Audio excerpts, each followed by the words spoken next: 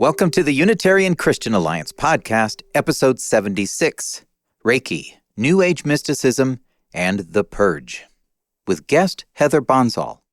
I'm Mark Kane.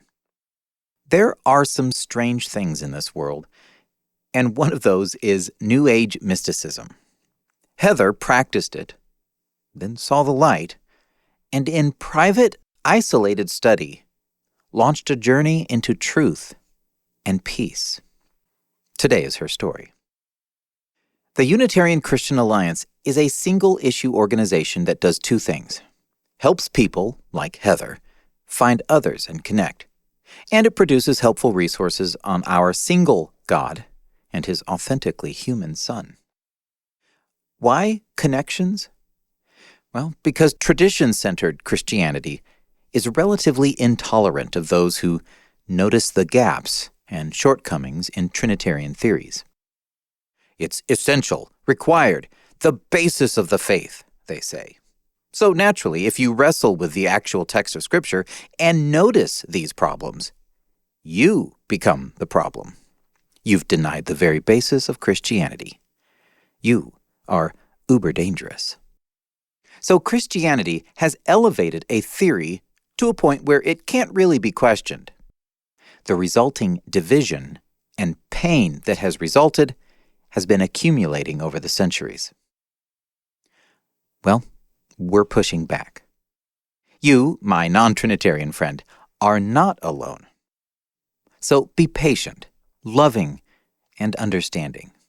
There are a lot of theological toxins in the body, and they don't pass easily. We're going to be dealing with this until the church returns to the basis of our faith as Jesus taught it, that the Lord our God is one, and that God's revealed truth as to Jesus' identity is this, that Jesus is the Messiah, the Son of the living God. Until then, we're stuck here picking up the pieces, the damaged lives, and the isolation left in the wake of Christian tradition. For us, Unitarian means what it originally meant, the belief that God is one person, the Father. That's it. Sure, there are the Unitarian Universalists who are not scripturally based at all. If you are new here and puzzled, well, that's not us. If you find Scripture to be inspiring and instructive, a basis for truth, then you're among friends. Talk of evil, specifically spiritual evil, is one of the more commonly argued topics out there. There are a few reasons for this. First, Scripture isn't that explicit. Like, there's no lesson after a demon is cast out wherein the author pauses to explain the origin, ontology, or even etymology of demon. Furthermore, the medical knowledge at the time was inadequate for discussing mental illness, chemical imbalances, and other neurological conditions. Despite this lack of specificity, it doesn't appear that Scripture gives us any pass the bucks. There's no indication that I found where we are innocent of our sins because our neighbor is truly the vilest of intolerable people and he deserves my hatred. Or I'm innocent of my sin because my night shift manager tells me it's okay to leave work early and he'll sign me out later. Or I'm not guilty of my own sin because my new coworker is exceptionally beautiful and likes to hang out with me a lot. Or I'm blameless of my sin because the devil made me do it. The buck stops with us, no one else. Influences, temptation, sin, these happen because of our hearts. Each of us is tempted when we are lured by our own desires. James 1:13. Scripture isn't specific enough for my liking on some aspects of evil, but it is specific on our culpability.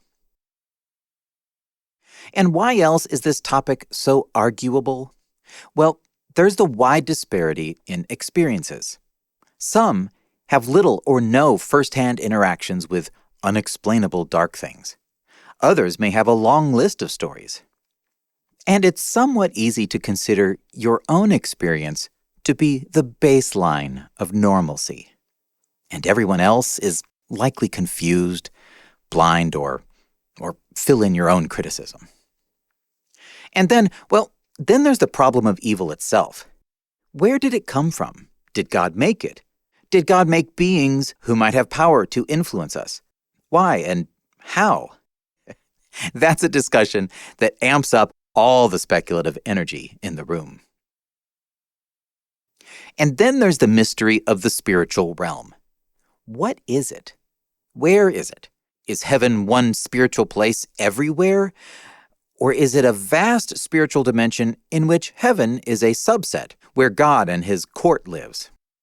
What are the laws of physics there? Do they have ice cream? And if not, can it really be called heaven? My list of unanswered questions is pretty long. I'd like to just settle on a set of propositions and their corresponding proof texts, which naturally I will have interpreted with 100% accuracy, and then spend copious amounts of time online letting others know how they are failing to see what is, in fact, entirely obvious. But I can't do that yet. Maybe one glorious day, but not yet.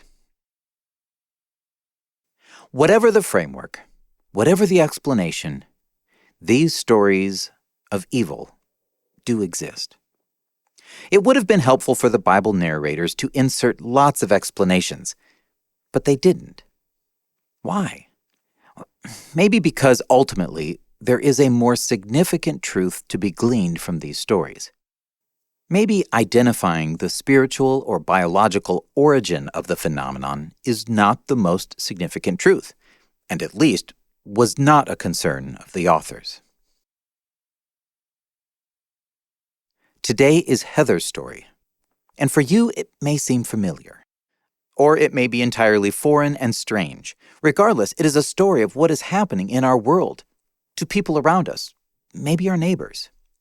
And for that reason, it's not trivial or dismissible.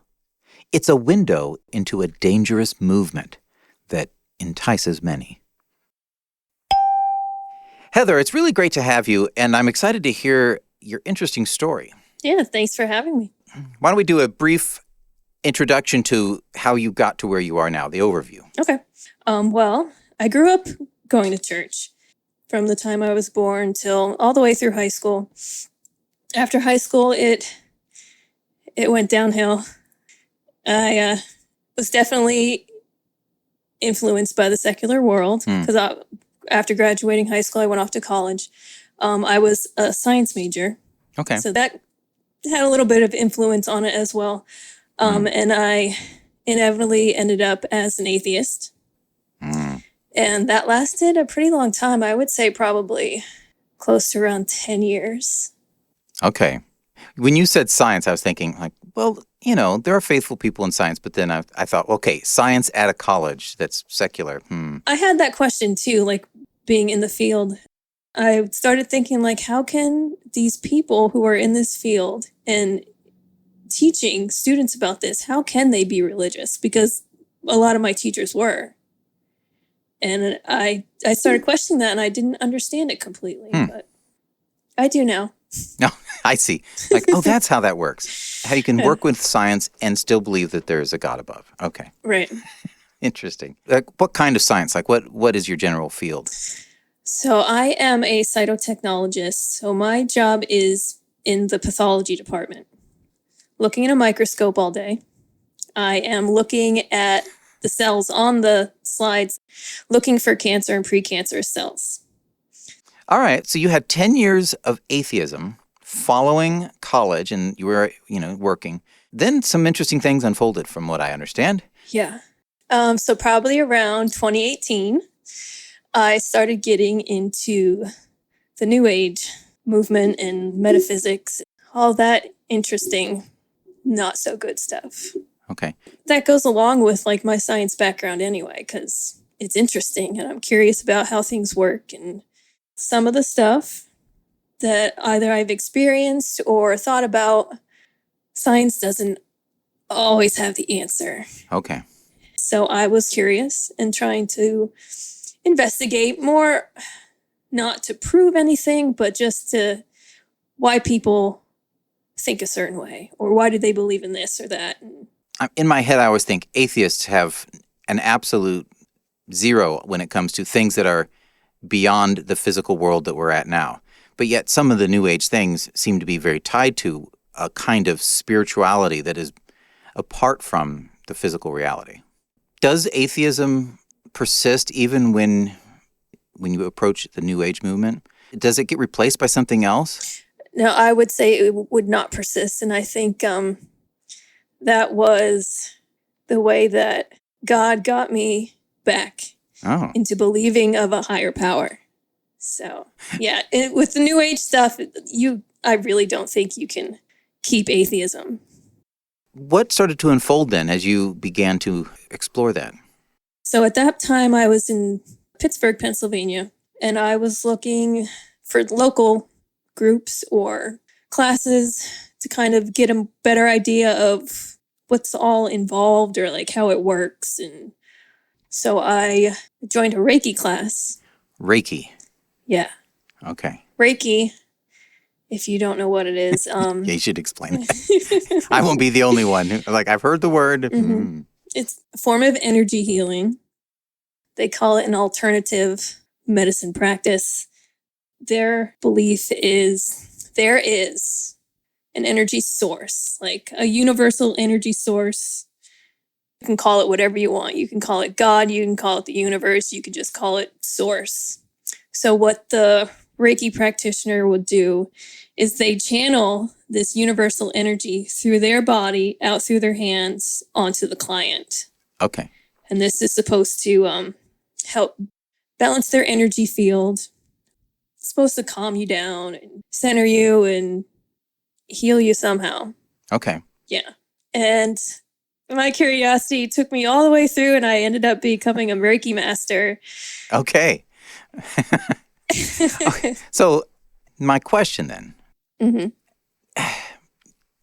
did it really do things? I mean, I hear all sorts of things like put a crystal in your pocket or hang this, right. And I'm like, I also know they have these things called sugar tablets, and they say if you take this, it's a vitamin and you'll feel better. And in fact, you do. So yeah. During this time, I mean, to get all the way to the point of master, you had to have done this a lot, and you had to have seen things that would have been like, okay, yeah, something happened, or no, it didn't, above and beyond the placebo effect, which as a science major. Right. The first class I took, being just in the curiosity mode and still having a heavy skepticism. Yeah. Afterwards, I'm just like, is this it? I'm like, I didn't feel anything. I didn't notice anything. I'm going to have to say it does work, but it's not what they think it is. Okay. And that has to go more towards, it is spiritual, and it's more on the bad side. Okay. People experience things that were not to be expected by the normal physical reality. Right. At the time, you didn't see it as bad. Yes. I mean, you had kind of a Christian upbringing. Was there misgivings about that? Okay, so no, because with the Christian upbringing, I didn't really ask a lot of questions because when I did, I didn't really get a good answer. And you were kind of more pushed off and just like, you just have to believe or just have faith. I'm like, that doesn't answer my question. So, no, I never read the Bible until maybe 2 years ago. Okay. So I didn't know that information either. So. Can I ask what denomination it was that you grew up in? So I grew up Methodist, and then I was confirmed UCC. United Church of Christ, okay.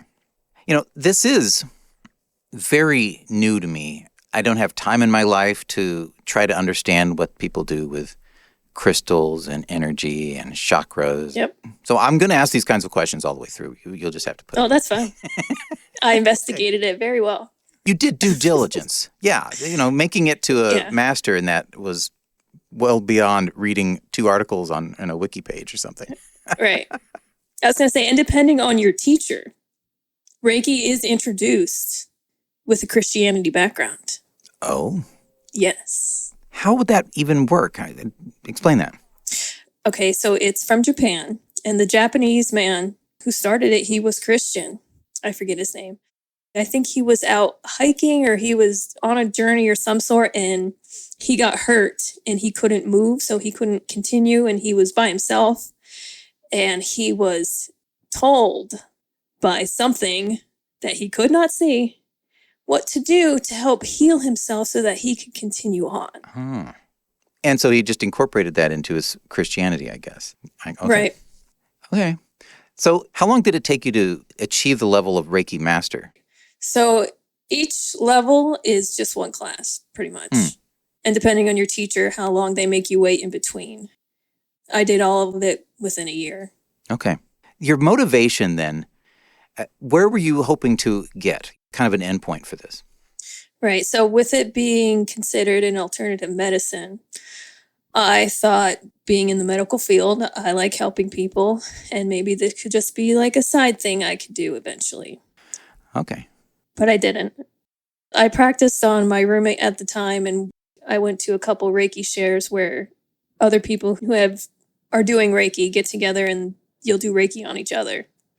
But I mainly just, you can use it for objects.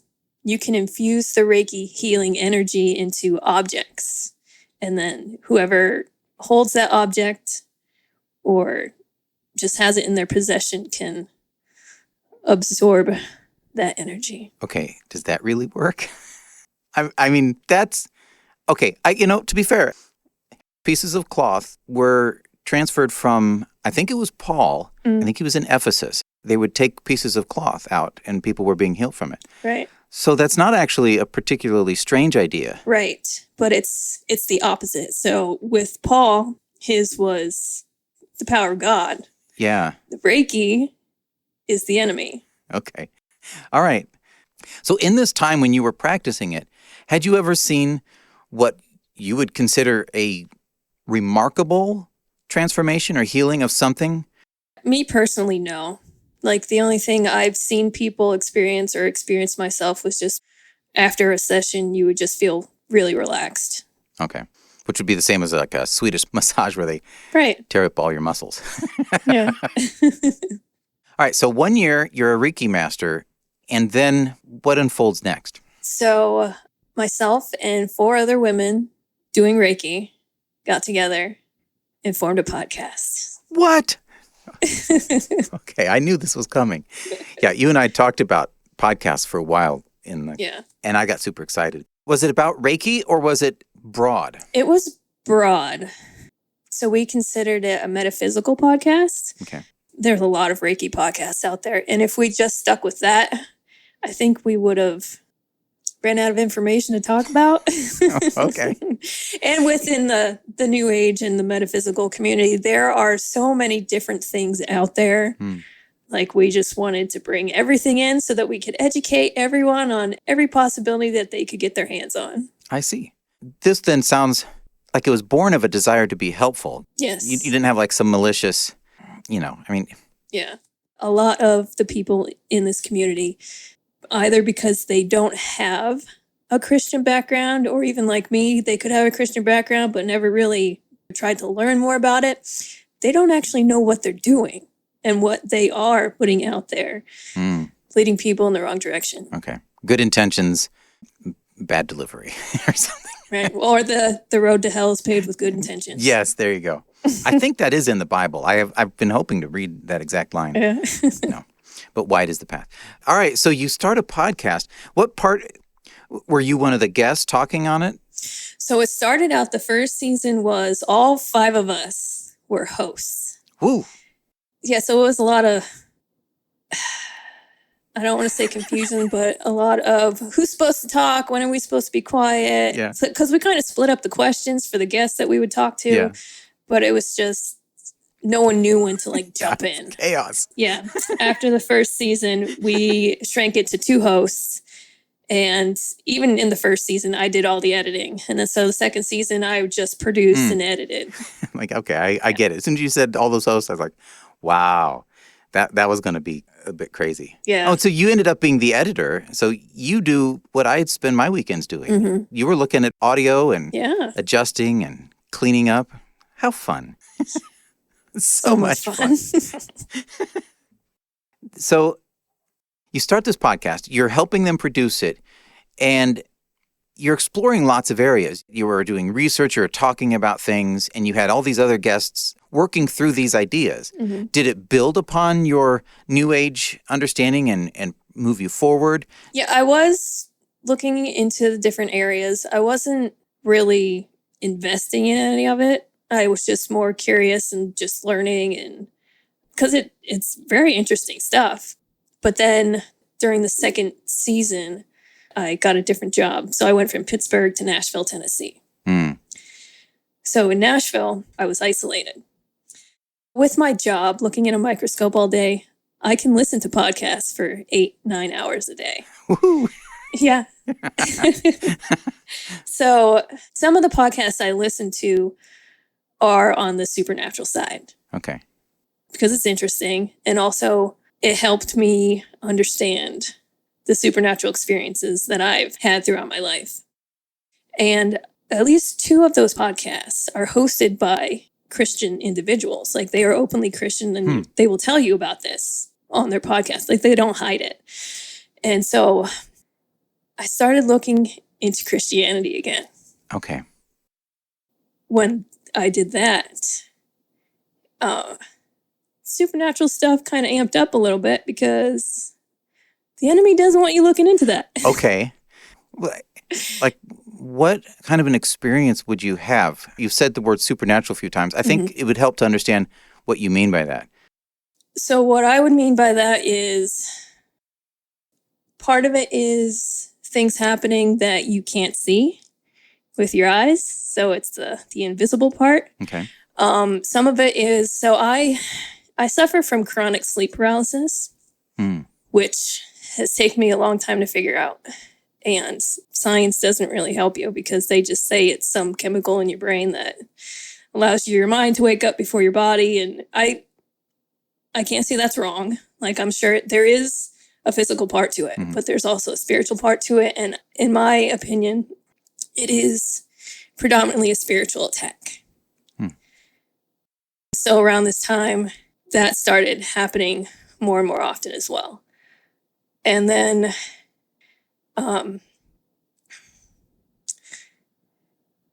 it was, I want to say it had to be a weekday, but I was after work and I was just convicted so hard.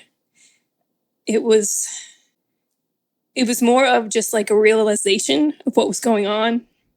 Like it all hit at once. And I just had a complete emotional breakdown.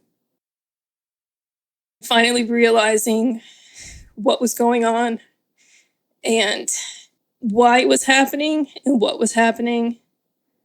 That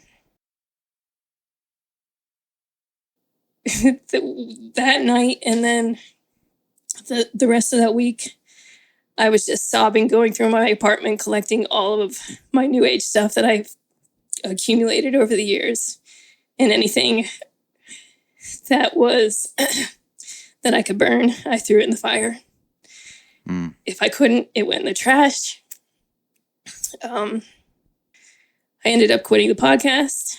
Yeah.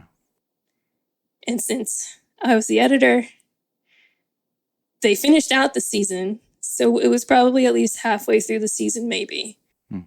I sent all of the equipment I had for it to one of the other ladies to take over. And it ended after the second season because it was a lot of work. Yeah. And they couldn't do it. So, yeah. I'm interested in that moment where it hit you. Yeah. Because it sounds like the way it hit you, you understood with enough clarity to go back to your house and look for those things. Like, it wasn't just, oh, God is good and he's really there and he loves me. But that doesn't sound like what you just described. No. No, it was more of like him telling me, you've gone too far. That's enough. You have to stop. And I did. So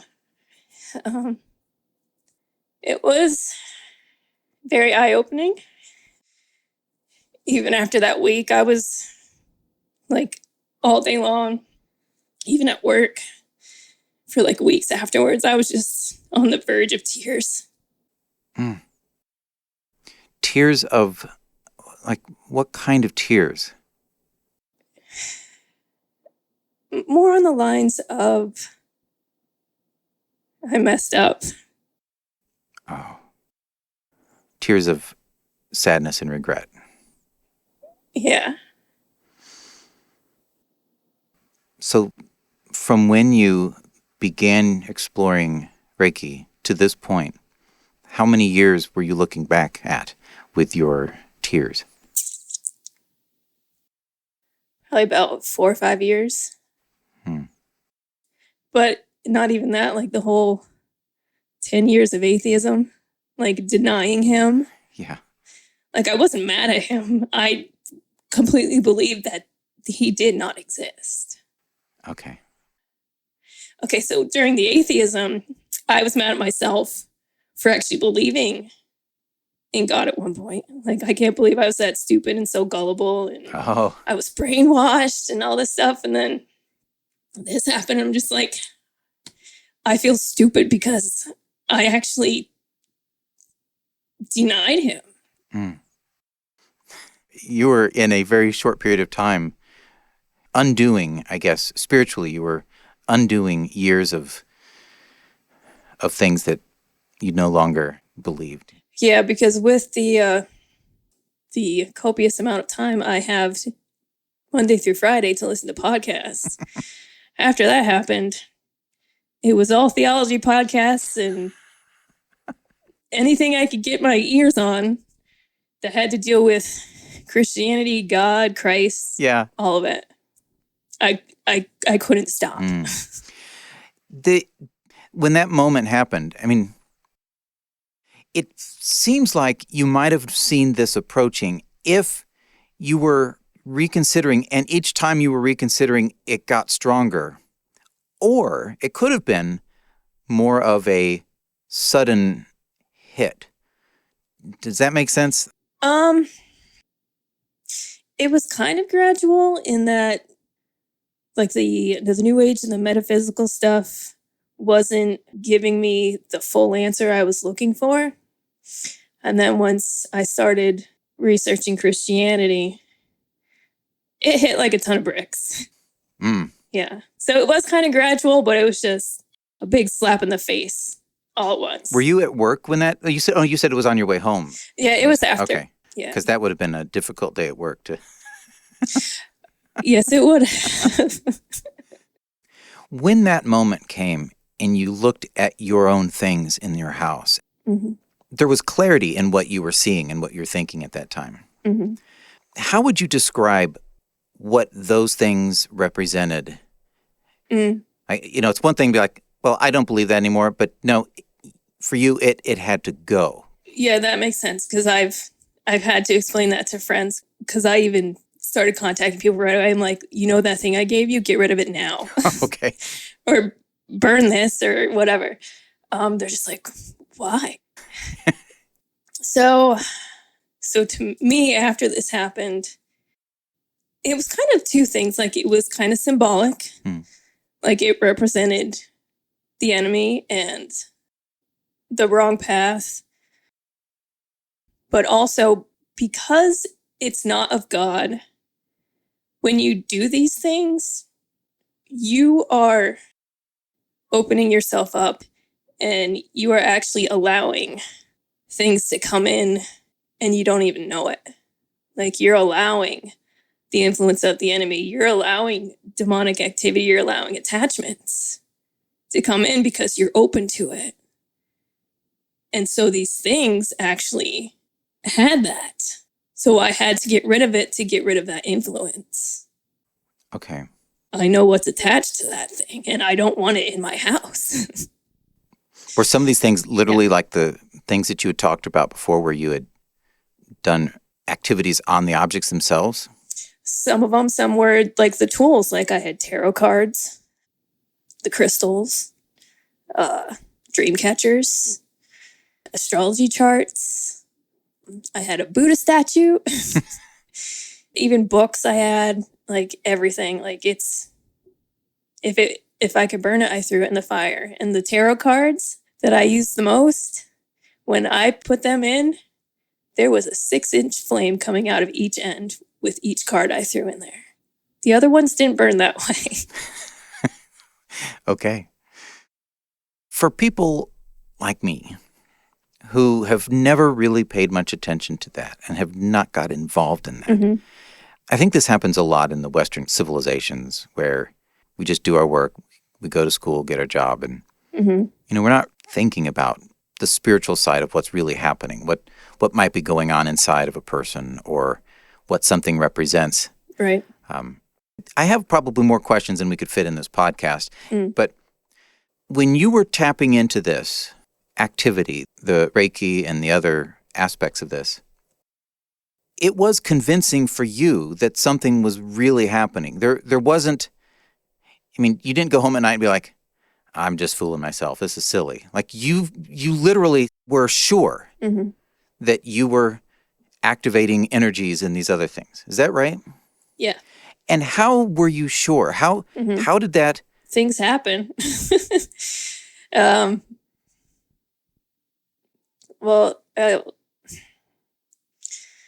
was going to say, like, I was going to use, like, the manifestation that they like to talk about to bring stuff into your life.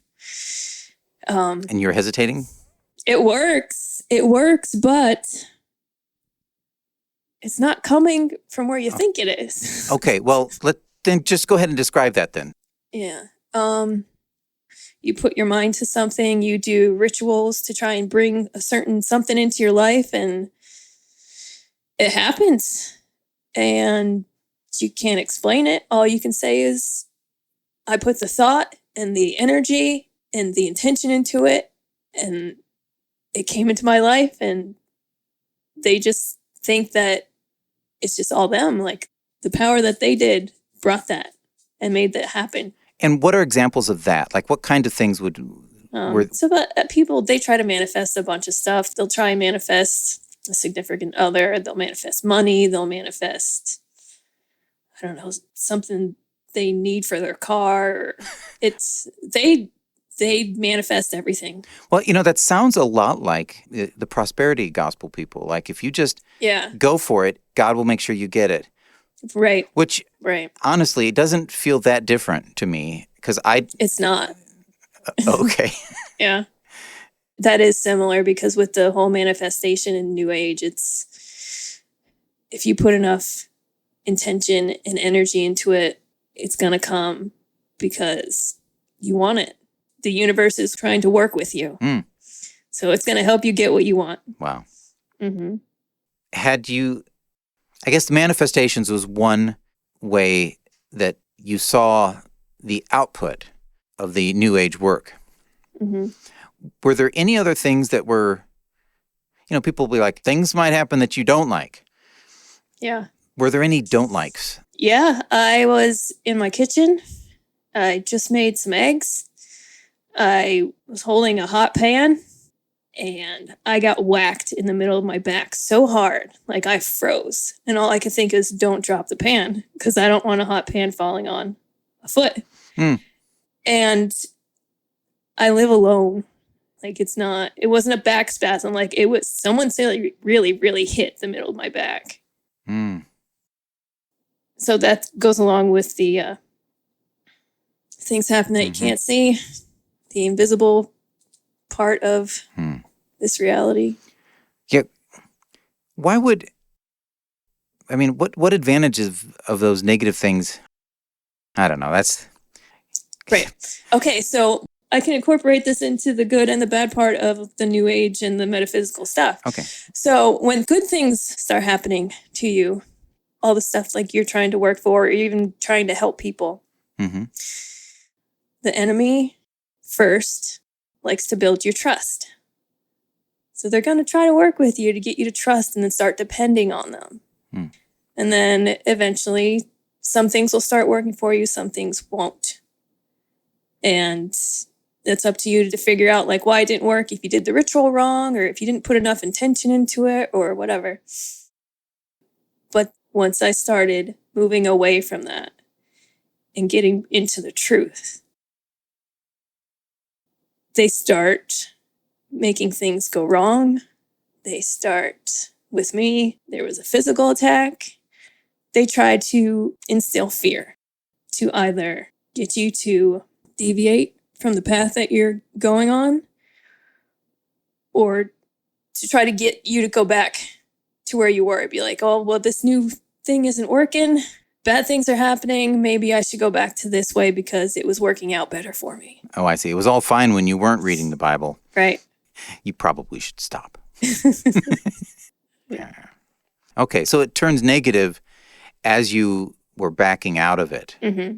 So we'll say my spirit guides, as the New Age people would say, they turned on me. Okay. And what would be the word you use for spirit guides in biblical parlance? Demons. Okay. But it does sound a lot nicer to call them spirit guides, I suppose. Doesn't it? It makes them sound a lot nicer and friendly, and they want to help you. Oh, yeah. Oh. Well, that's fascinating. The understanding of the spiritual world is difficult. Mm-hmm. And I've gone different places in my life. As a child, I thought there was no Satan.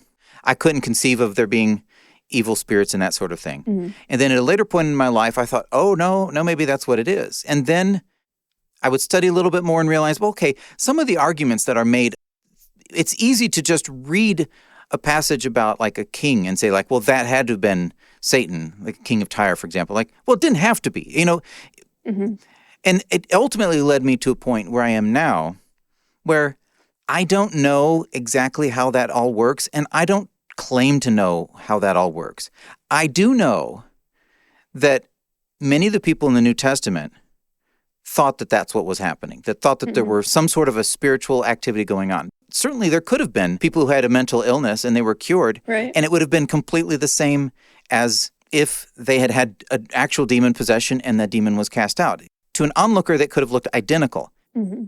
So it's still a topic for me that I don't understand. But your experience, I mean, you're describing what happened and how it was perceived. Mm-hmm. And in the New Age world then, entities like this are named. I mean, they call them spirit guides. Like, Right. what do they think the spirit guides are? They think there's angels, dead relatives, animals, Okay. divine beings. Like it's an angel or it's a god. There's multiple gods. There's ascended masters. There's... How would they even know, though? I mean, are they talking, having conversations like, can you please clarify, are you angelic or ascended I mean, how do they... Yeah, you can... Well, one of the things you're not supposed to do as a Christian is divination, and you can get answers using pendulums and tarot cards and mediums, Ouija boards. Yeah, you can talk to them and they will answer you. A lot of the time they're going to tell you what you want to hear, what you're interested in, especially if it has to do with maybe someone that's passed and you're grieving and you want to know that they're fine, they're okay, they're not in hell, they're being taken care of. Beware of familial spirits. So in the New Age movement, are there any that are bad? I mean, it seems like if it's all bad and pretending to be good, that there would be at least an awareness within the New Age movement that some of this could be bad. Yes. But is it like just turning a blind eye to that because, hey, we're getting what we want and it's okay? Or No. So within the New Age, if you're getting what you want, like those are your spirit guides who are on your side, they're on your team, they're helping you to live your best life and to get everything your heart desires. When things go wrong, or even with like bad emotions that you experience, they do acknowledge there is a good and a bad, there's good and evil. But our job is to balance that out. Evil has to exist to balance out the good and vice versa. I never heard anyone actually call like the evil spirits demons. But they do acknowledge that there are entities that are evil, whatever, or it could be just people who have passed that were just evil when they were alive and they're just trying to mess with people. But it's not bad enough that they'd be like, maybe you shouldn't dabble in this. Right. Keep the evil in a little box over there and you can reference it maybe, but we'll be okay. Right. We have good spirits on our side that are going to help us. It's going to be all right. I see. And you've got all the crystals. So, I mean, how could it go wrong? Exactly. Just surround yourself with a bunch of quartz. It'll clear out everything. Bring out your sage because they're really afraid of smoke. Oh, yeah. Interesting. How much? Okay. All right. Well, this is so fascinating. That's again so different from my own experience. I want to say, because you said you don't have much experience with the manifestation of the spiritual or whatever. You stayed in the faith your whole life, pretty much. You didn't open the doors to allow demonic influence to walk in, or it's what you allow. So if you were strong and hung on to Christ, you're a lot better off. You don't have that much influence with the negative part. Well, I'll consider that a blessing then. Yeah. Yes, very much so. Well, then that would make sense why the people who, like missionaries in countries where the religion there is all based around... like paganism? Yeah, that kind of thing where there are some stories that are just completely different. Like, it's almost to the point where I can't even believe that would happen. Mm-hmm.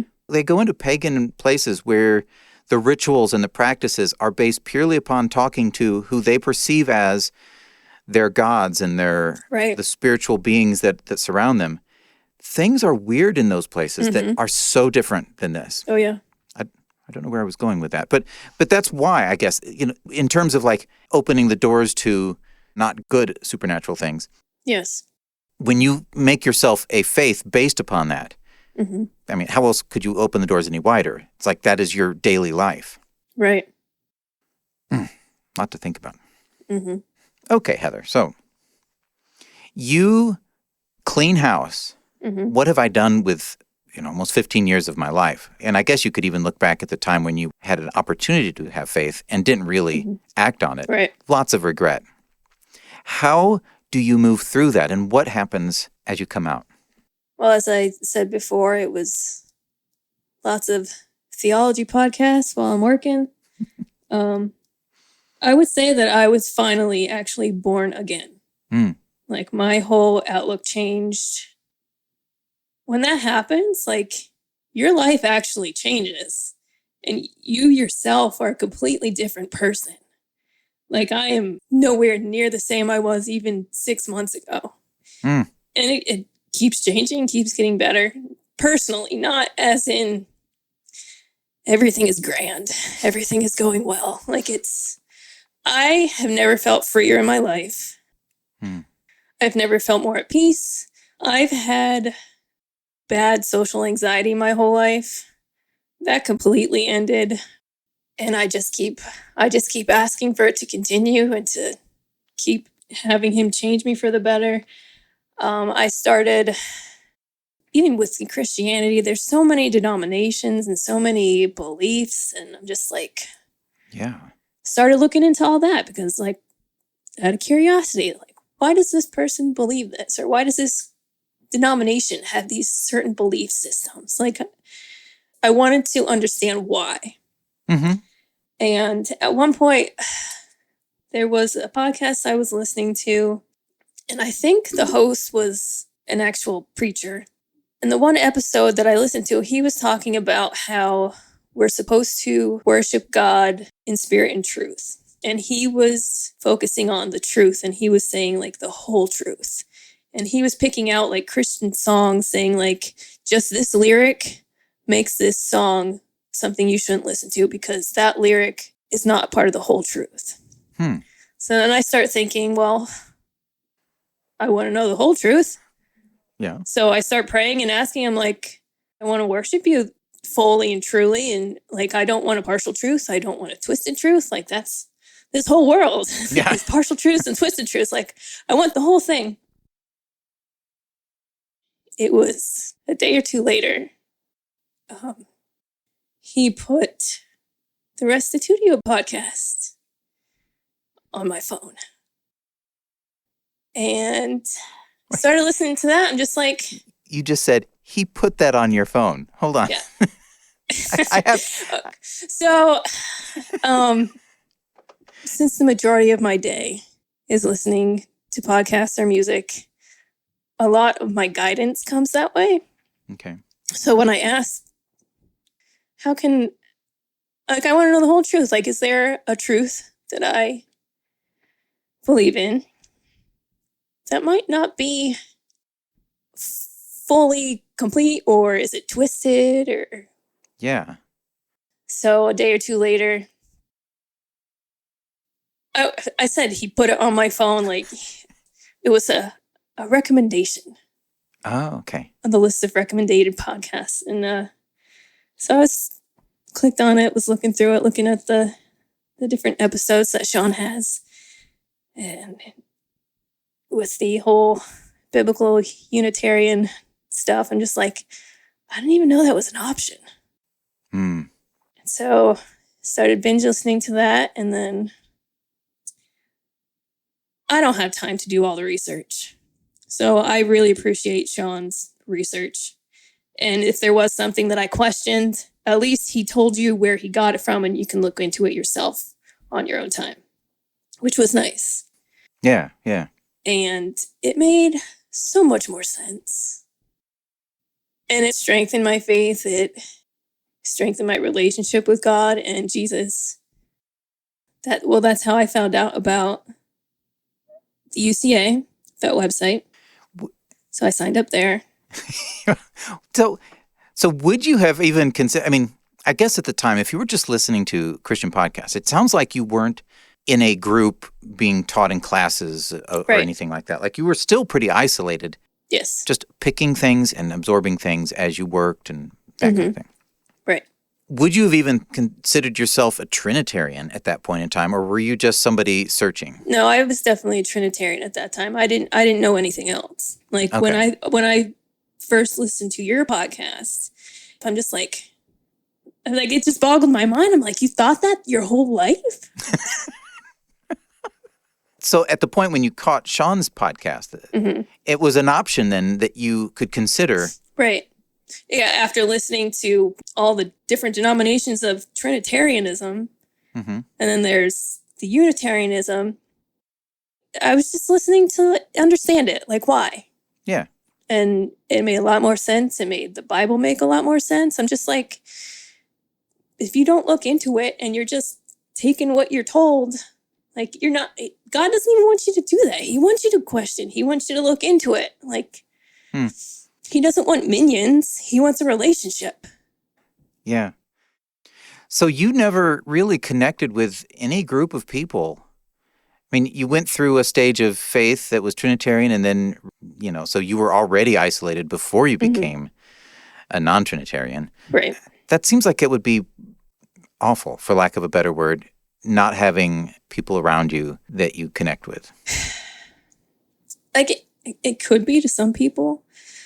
I didn't mind because I'm highly introverted, so I like being alone.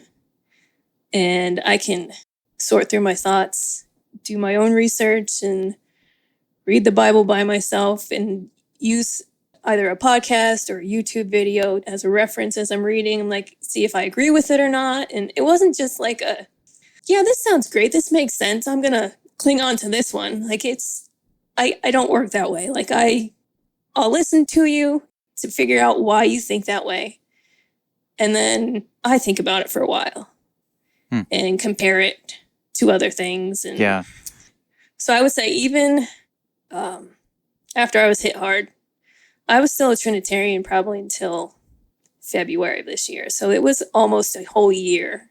Within that whole year, like I was just absorbing everything. I was listening to everything theological, and it was a lot of information. So like when I got to that point, it made sense faster than it would have if I would have started out that way. Okay. Yeah. Like every pump had been primed and tested before you got to the point when the one came out with water that tasted all right. It all comes together. Yeah. That's so cool.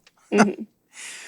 Well, the purge, we'll call it, that moment Mm-hmm. in your life where you dumped all that away, has there still been a struggle with that, or how protected have you been from all of that past influence?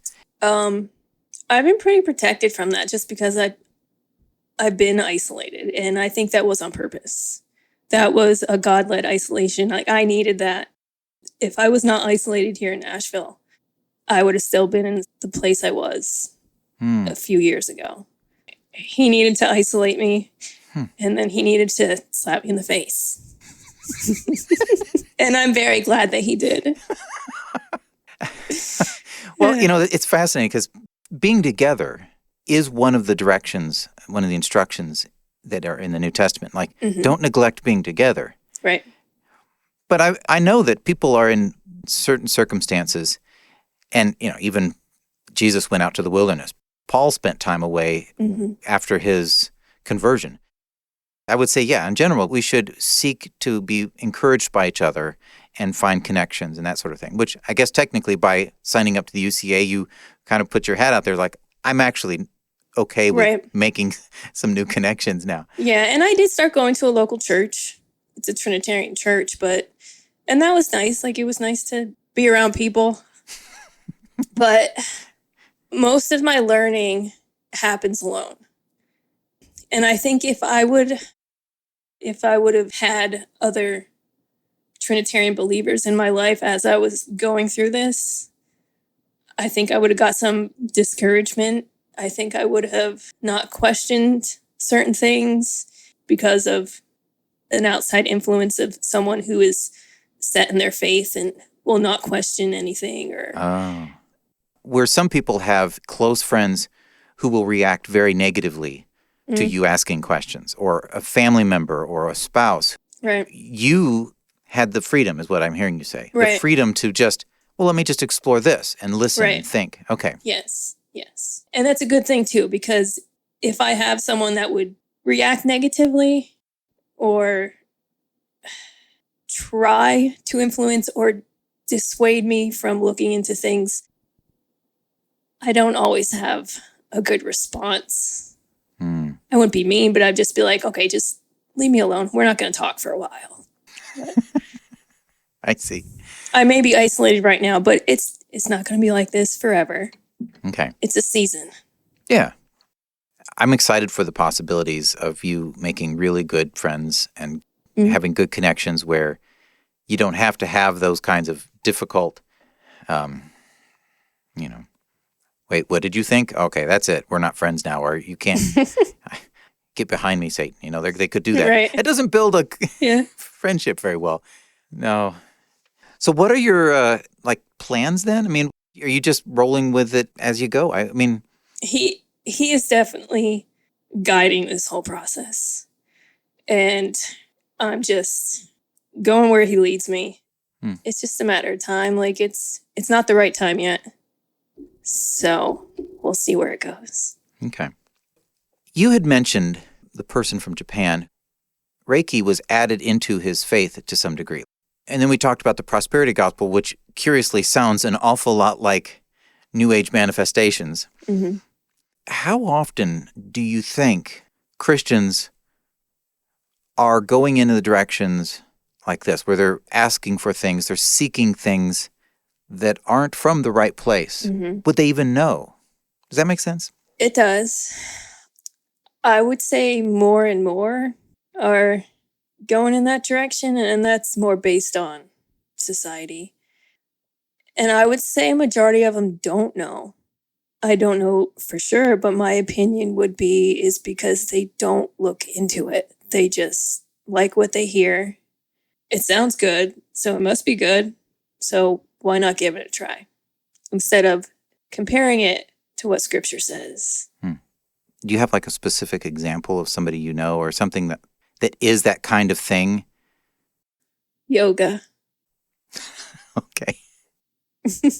Because the yoga teachers, depending on their education on yoga, they'll just tell you it's exercise, it's stretching, it's relaxation. But those poses are part of ritual. And Hindu worship. They just didn't make it up because it stretches you really well in that certain area. Those poses mean certain things. But if you don't know they mean certain things, do they still mean certain things? Does that make sense? Right. Like if you don't know and you're just doing it because it's exercise, like are you opening yourself up to whatever? I'm going to say to a certain extent you are. With you doing that activity, you're saying, I accept this. Even if you're just thinking it's just exercise, I'm stretching, I'm strengthening my muscles.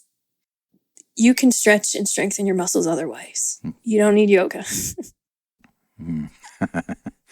What if I do CrossFit? Is CrossFit also Hinduism? I have not investigated CrossFit, but from what I know, it's just exercise. It's not based on any Eastern religion. No, it's based on making you feel like your body was hit by a train. Right. Okay. Yeah. Okay. Well, that's a good example. Somebody offered a free yoga class through work once. It was strange because it didn't feel like it was just, let's help you stretch. There's an undertone that I couldn't describe very well to it. And maybe that's what you're expressing, that the whole pattern itself and all of these things, there's more to it. It comes from something else. Right. Yeah. Okay. You mentioned Ouija boards earlier. Yeah. People think it's just a game, and some crazy things happen to some people, even if they think it's just a game. So, and it's not like they're actually searching or thinking, yeah, I'm going to bring in this entity into my house. They're just playing with it. How did that ever become a Milton Bradley toy? What in the world? Let me just check. Was it Milton Bradley? I think so. I don't know. I didn't know how to spell it. I think it's Hasbro. Hasbro. Oh, and it's good. It's currently unavailable on Amazon. Yay! Like, how did Hasbro ever think this would be a great game to put on the shelves in toy stores? It's weird. The enemy tries to get at you however they can. At one point in my childhood, I remember seeing somebody had one of these. To your point of having grown up with a faith already in place, I just knew I didn't want to have anything to do with it. It just felt wrong.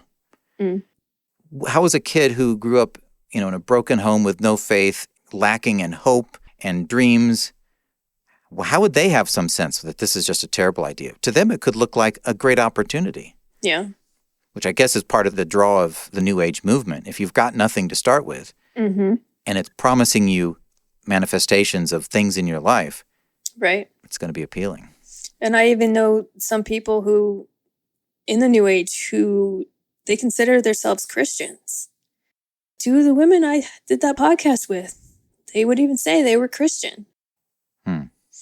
Now, knowing what I do know, I'm just like, you're not, and you don't even know it. You think you are, but you never really looked into it. You don't know what you're doing, and you don't know what you've done. It's hard because I've tried talking to them about it. They're just set. They're just like, no. They don't want to hear it. They even said, they're like, I'm so glad you found peace with this. And it was pretty much a nice way of saying, stop talking to me about this, please. So you've lost connection with those people then at this point. You don't have ties. Okay. Right. There's a lot to be processed by the information that you shared today, and I appreciate that you did that and that you were willing to do that as an introvert. Maybe this is part of your, like, okay, next step, I've spent enough time in isolation. I will at least talk out loud. Yeah.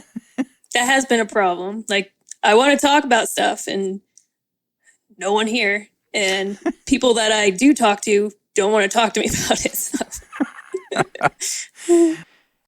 So, the kinds of struggles that you go through to get to where you are, so different from me. So different. And you did it. You pulled through. You came out the other side. God was faithful with you. He held you through the whole thing. And here you are at peace, looking to your future and waiting to see what happens. That's very encouraging, even though it's like a big mystery. Like, what is actually going to happen for you? I don't, it sounds like you don't know. Yeah. I don't know. Your podcast is nice because you hear everyone's story, but it's more about seeing all the different ways that God is working in every single person's life. It's amazing. Yeah. Yeah. Because I was thinking about this interview within the past couple of days. Mm-hmm. I'm thinking like, what should I say? What shouldn't I say? How much information should I give out? And then it was, I think this morning, I just got the impression it's like, it's not about you. It's about me. Like, you are telling these people what I'm doing in your life. And I'm like, that takes a lot of weight off my shoulders. Thank you. Yes. I'll have some final thoughts on this interview in a moment. We're 1 month to the next UCA conference, and for your curiosity, here are the paper topics and then the workshop topics. Will Barlow will talk about prayer to Jesus, a call to fellowship. Sean Finnegan, the deity of Christ from a Greco-Roman perspective. Jerry Weirwill, Jesus, God and Savior, problematizing the Granville Sharp rule in Titus 2:13 and 2 Peter 1:1. Jerry packs a lot into his titles. Nathan Massey's presentation, Ignatius of Antioch, Authenticity and Sub-Apostolic Christology. Dustin Smith, The Incarnation of Wisdom in Pre-Christian Judaism. Sam Tiedemann, Unveiling the Double Narrative Using Typology to Understand Christology in John's Prologue. And then Dale Tuggy, 10 Arguments for Unitarian Inclusivism. Those sessions will be happening several times through the day. And at the same time, should those topics maybe not have been to your liking, there will be these workshops going on as well. The topics include homeschooling, deconstruction without destruction, hermeneutics, translating difficult passages, and dealing with shame. For families coming with younger children, we don't have official childcare services, but we do have some generous people there who will be helping. For example, last year I did a workshop for the kids and a few adults on how to do ventriloquism. That was such a blast that we're going to do it again. I also have some helpers who might be able to do some crafts with the younger kids during a workshop slot or two. So we are actively working on it. But as I said, we don't have provided child care services. If you come with your kids, you do need to be responsible for them. If you haven't heard the previous episode yet, and you are a young adult, know that we have some specific times set for you guys to connect. I'm hoping you make some amazing new friends. That's episode 75, ready to go, Young Adults Roundtable. A reminder that we now have ways for you to contribute based upon your particular passions and what you want to see happen. There's the Publishing Fund, and Keegan Chandler talked about that in the last episode. There's the Marketing and Advertising Fund, and there's the International Conference Fund. Go to UnitarianChristianAlliance.org and click Donate in the top menu. As I was editing and reflecting on my conversation with Heather, I remembered one of the accounts in Acts that I had studied a few months ago. Acts 19, verse 18. Many of those who were now believers came confessing and divulging their practices, and a number of those who had practiced magic arts brought their books together and burned them in the sight of all. And they counted the value of them and found it came to 50,000 pieces of silver. I remember at the time thinking that they did this, the burning of their stuff, as a public display of their new faith, like a breaking of the ties to their old life. But now I see it differently. This is Heather's story, but 2,000 years ago. I suspect that these sorcerers and whatever they were tossed their books in there for more than just a public display. I have a new appreciation for what those books may have represented to them and why they may have felt compelled to destroy them. One advantage, if you could call it that, of having had different understandings of demons through my life is that I will readily filter new information through a few different perspectives and see how it works. It certainly is comforting to have a solid explanation for everything.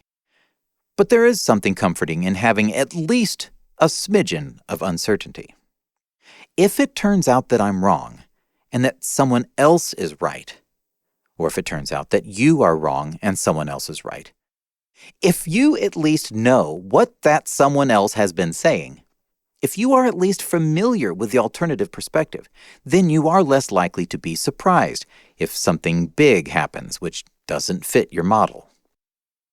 For example, there are many various models for end-time events. I have what I think is the most likely, but if I'm wrong and the world goes a direction quite different than my assumptions, I don't want to be caught up in a lie. I don't want to be fooled. So it's the same here. If demons are not what I think they are, and I'm therefore oblivious to something happening around me, I don't think that's to my advantage. My hard-nosed certainty could put me at odds with reality.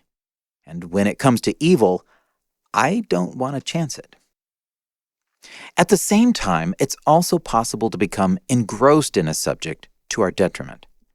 If the New Testament writers didn't belabor the point about the ontology of evil, maybe it's a good idea we don't get too carried away by it either.